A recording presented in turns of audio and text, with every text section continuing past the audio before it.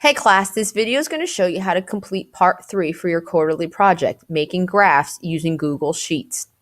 You're going to start off in column A by typing the time and the date.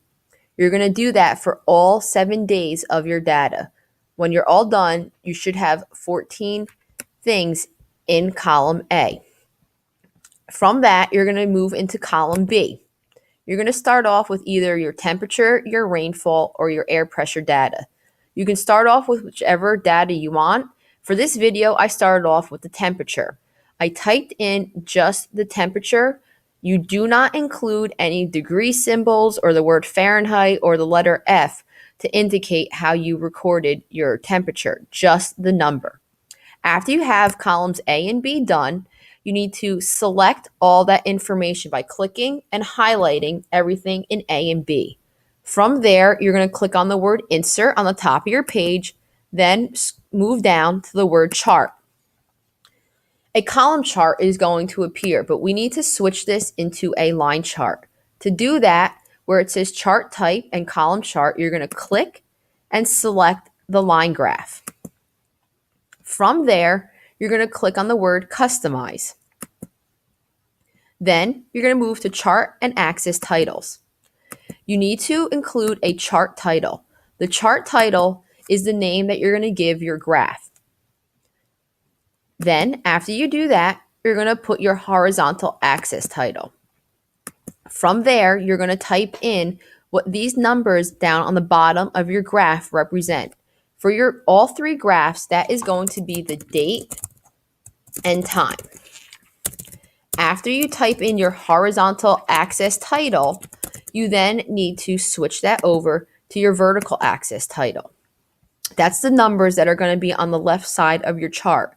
You need to give that a title in the box where it says vertical axis title. Make sure the title that you are giving, it makes sense for what those numbers are representing. From there, you're just going to click the X, and then you're done with your first graph. Then we need to still make, though, 2 more additional graphs. On the bottom of your Google Sheet, you're going to see this little plus sign here. Click that 2 times so that way you see a sheet 2 and a sheet 3 appear. After you have that done, you're going to take your column A and you're going to select everything in column A. We're going to copy this information into sheet 2 and to sheet 3. Remember to copy, you use Control-C on your keyboard.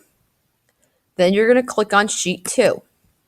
For column A, you're going to paste it. To paste, you do Control-V, and we need to do that an additional time for sheet 3.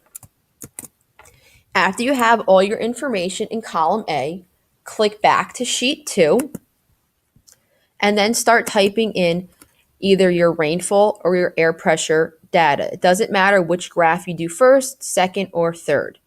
When you're all done, you're going to have 3 graphs. Type in your air pressure or your rainfall doing the same format, typing in just the numbers. Then when you're all done, you're going to go through the same process of selecting and highlighting both columns A and B, clicking on Insert, then Chart, and making the necessary adjustments to make your line chart. When you're all done with your 3 graphs, you're going to turn in this assignment, and then you'll be done with part 3.